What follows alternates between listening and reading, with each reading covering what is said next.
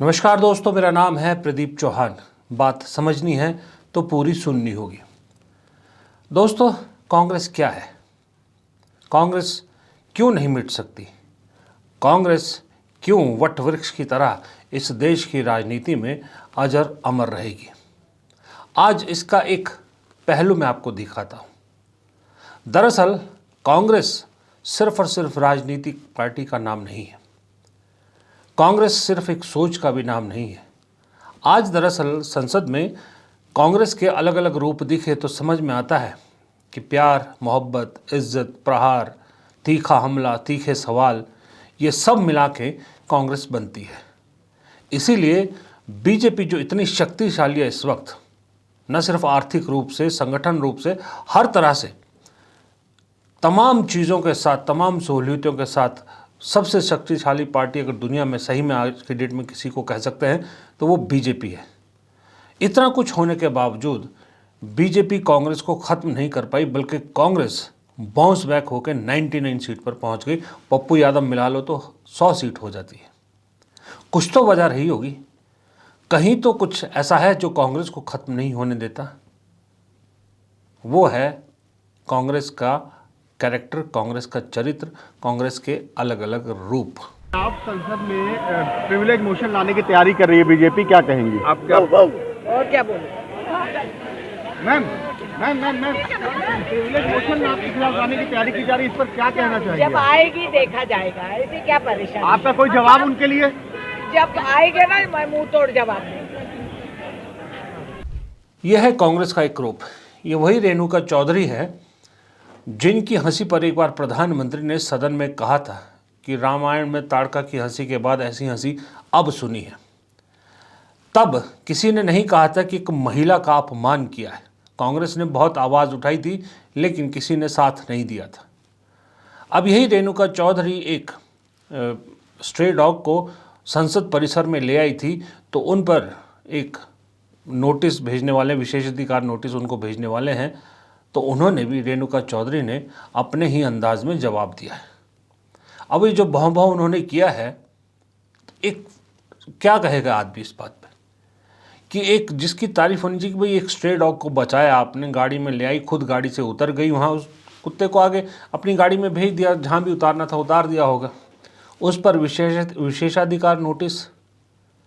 और वही रेणुका चौधरी पे जब प्रधानमंत्री ने कमेंट किया था, तब किसी ने नहीं कहा था कि प्रधानमंत्री के खिलाफ विशेषाधिकार नोटिस लाना चाहिए। ये है मुंह तोड़ जवाब देना। फिर उसी संसद में आज एक तस्वीर दिखी, ये जहां एक दिव्यांग महिला प्रियंका गांधी से मिलने आती हैं, तो प्रियंका गांधी खुद उसके पास जाती है और कुछ इस तरह से मिलती है। ये है मोहब्बत, प्यार, स्नेह।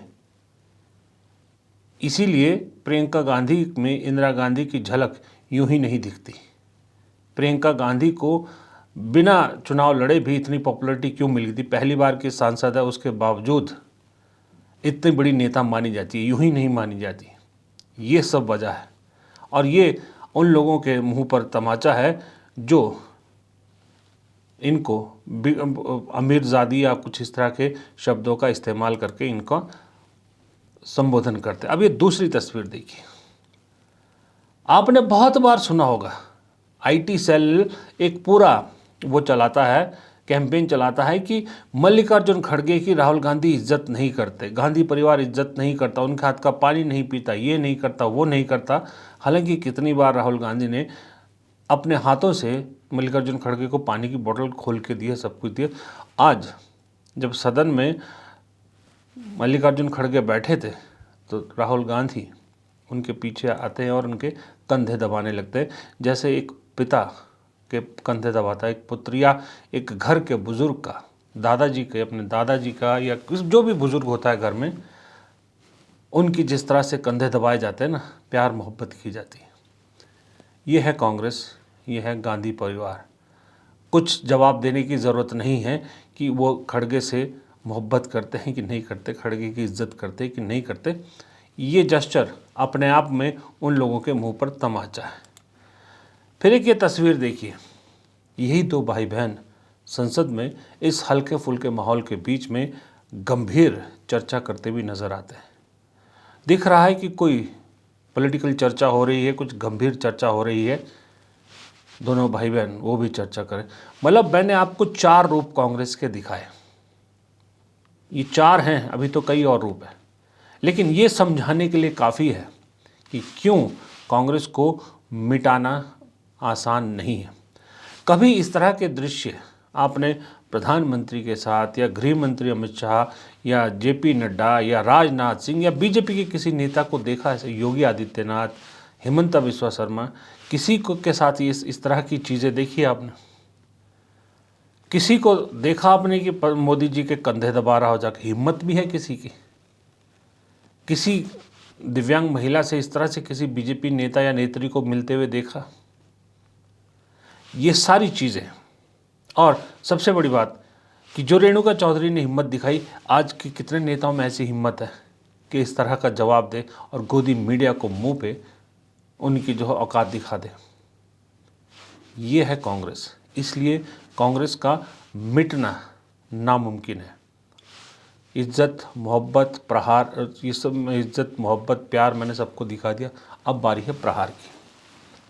प्रहार इस बार कांग्रेस ने मोदी जी के सबसे खास व्यक्ति पर किया है। आपको मालूम है, इस देश के सामने एक तस्वीर है, मोदी जी महामानव। फिर लगता है लोग जब बात करते हैं पॉलिटिक्स की, भाई अमित शाह चलाते हैं, अमित शाह की पॉलिटिक्स का कोई मुकाबला नहीं, ये 2 लोग बहुत चला रहे, देश चला रहे हैं। फिर आरोप विपक्ष लगाता है कि अडानी और अंबानी इस देश को चला रहे हैं, और ये सब प्रोपेगेंडा को फेल करना और बीजेपी के प्रोपेगेंडा को आगे बढ़ाने का और विपक्ष को नीचा दिखाने का, राहुल गांधी को खास करके पप्पू बनाने का काम करती है मीडिया। और मीडिया हर देश में एक अहम हिस्सा होता है। लोकतंत्र का तो चौथा स्तंभ है, ये आपको मालूम है। लेकिन आपको मालूम है कि इस देश में जब मोदी राज आया, बीजेपी राज आया, तो सबसे पहले उसी लोकतंत्र के चौथे स्तंभ को गिराया गया। और उस शख्स को जिसने इस स्तंभ को गिराया, उस शख्स का आपने नाम ही सुना है अक्सर, कभी कभी सुना होगा, अक्सर भी नहीं, हिरेन जोशी, जो प्रधानमंत्री कार्यालय में है। उनकी तस्वीर भी कोई पुरानी तस्वीर है और बाकी कोई उनके वीडियोस नहीं है, कुछ नहीं है। वो पर्दे के पीछे रह के सारा गेम खेलते, लेकिन प्रधानमंत्री ऑफिस के सबसे ताकतवर इंसान है। पीएमओ में सबसे शक्तिशाली अधिकारी वो हैं। मीडिया में क्या चलता है सब जानते हैं कि हिरेन जोशी तय करते हैं कि इस देश की मीडिया क्या दिखाएगी, क्या नहीं दिखाएगी, और जो दिखाएगी वो कैसे दिखाएगी। अब की बार कांग्रेस ने उसे निशाने पर लिया है और पवन खेड़ा ने बाकायदा प्रेस कॉन्फ्रेंस कर बहुत तीखे आरोप हिरेन जोशी पर लगाए हैं, और सुप्रिया श्रीनेत ने प्रधानमंत्री दफ्तर पर तंज कसा है। अब देखिए, सरकार को इसमें खुलासा तो करना पड़ेगा। हिरेन जोशी कोई छोटा नाम नहीं है। प्रधानमंत्री कार्यालय में सबसे मजबूत, सबसे ताकतवर व्यक्ति, जिसने इस देश के लोकतंत्र की हत्या में बहुत महत्वपूर्ण काम किया, आप लोगों को का गला घोंटने का बहुत काम किया है, और अब चर्चा में भी हैं। उनके साथी एक हैं जो लॉ कमीशन में अभी 7 महीने पहले ही आए थे, उनको आनंद फानंद में बाहर कर दिया लॉ कमीशन से। सुना सरकारी घर भी खाली करा दिए। क्या हो रहा है, देश को जानने का हक है। उनकी बिजनेस पार्टनर्स कौन कौन है, यह भी देश को जानने का हक है। क्या बिजनेस कर रहे थे हिरेन जोशी प्रधानमंत्री कार्यालय में बैठकर, यह भी देश में को जानने का हक है। कौन सी बेटिंग ऐप थी, क्या था, किसमें वो हिस्सेदारी है उनकी, चर्चाएं चल रही हैं सोशल मीडिया पर। और अगर सरकार जल्दी बाहर आकर कुछ नहीं बोलेगी, खुलासा नहीं करेगी, स्पष्टीकरण नहीं देगी, तो जाहिर सी बात है ये चर्चाएं चलेंगी मोबाइल्स पर। भले आप कितनी ऐप्स ले आइए, जो लोगों को जानकारियां मिल रही हैं प्रधानमंत्री कार्यालय से ही मिल रही हैं, तो वो जानकारियां सबके पास जा ही रही हैं। बहुत सारी सुना है बिजनेस इंटरेस्ट हो गए इनके, विदेशों में इनके क्या लिंक्स हैं, जब विदेश यात्रा की, क्या राष्ट्र के हितों का कोई समझौता किया हिरेन जोशी ने अपने साथियों से मिलकर अमेरिका में या जहां भी गए हों, ये सारी खुलासे अब आएंगे। सुना मोदी जी पीएमओ का नया नाम रख रहे हैं, सेवा तीर्थ। बढ़िया है लेकिन अधूरा है। अडानी सेवा तीर्थ रखें तब पूरा होगा। ये है प्रहार। ये सारे तरीके जिंदा रखे हुए हैं कांग्रेस को, ये सारे तरीके जिंदा रखे हुए हैं कांग्रेस की आत्मा को, ये सारे तरीके जिंदा रखे हुए हैं इस देश के विपक्ष को। जी हाँ, इस देश के विपक्ष को।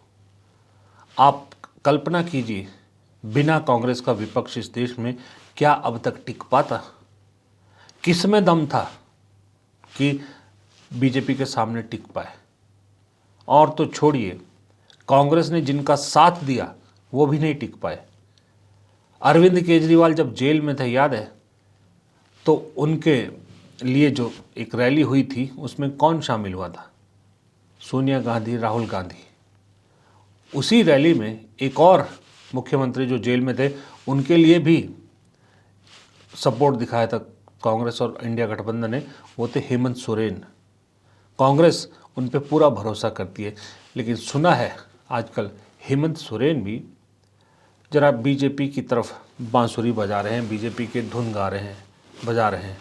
अरविंद केजरीवाल तो पहले ही इंडिया गठबंधन से अपने आप को अलग कर चुके हैं। अब हेमंत सोरेन भी क्या इंडिया गठबंधन से, खास करके कांग्रेस का साथ छोड़ने वाले हैं? छोड़ेंगे, कोई बात नहीं, छोड़ भी दिया तो कोई फ़र्क कांग्रेस को पड़ता नहीं है। अब मुझे लगता है कांग्रेस की मेंटालिटी अब चेंज हो गई है कि अब जिसको आना है अपनी मर्जी से आए। अब कांग्रेस को ज़रूरत भी नहीं है किसी का मान मुलव्वल करने की। अब बहुत देख लिया, 12 साल बहुत देख लिया साथ चलने की कोशिश करके। अब एकला चलो ही कांग्रेस के लिए बेटर ऑप्शन भी है। तो ऐसे में कांग्रेस ने जिनका साथ देना था दिया, उसके बावजूद अगर उनको डर लगता है दिल्ली में, दिल्ली के सत्ता से डर लगता है, दिल्ली के शासनाध्यक्षों से, तो फिर इसमें कांग्रेस क्या कर सकती है? इसलिए कांग्रेस नहीं डरती है, जिंदा है और जिंदा रहेगी। ये लोग जो आज डर के मारे सत्ता के सामने झुक रहे हैं या सत्ता के लालच में अलग हो रहे हैं, जिस दिन कांग्रेस के बगैर इन्हें लड़ना पड़ जाए, बीजेपी इन्हें कच्चा चबा जाएगी। ये बात इनको समझ में नहीं आ रही है, लेकिन हमें और आपको तो पता है कि ये पॉसिबल है ही नहीं। और ये बात मोदी जी भी बहुत अच्छी तरह जानते हैं। चाहे वो आज हो, चाहे वो कल हो, चाहे परसों, चाहे 4 दिन बाद, चाहे कितने दिन बाद, जब भी सत्ता पलटेगी तो उनको, उनकी सत्ता को पलटने वाली एक ही ताकत है, जिसका नाम है कांग्रेस। इसीलिए उनके 1 घंटे के भाषण में 80% भाषण सिर्फ कांग्रेस के इर्द गिर्द घूमता है। वहीं से आप इसका अंदाज़ा लगा सकते हैं। फिलहाल इस वीडियो में इतना ही। वीडियो पसंद आए तो लाइक कीजिएगा, शेयर कीजिएगा दोस्तों के साथ, कमेंट बॉक्स में राय देना मत भूलिएगा। और हाँ, चैनल को सब्सक्राइब नहीं किया है तो प्लीज़ चैनल को सब्सक्राइब ज़रूर कीजिएगा। नमस्कार।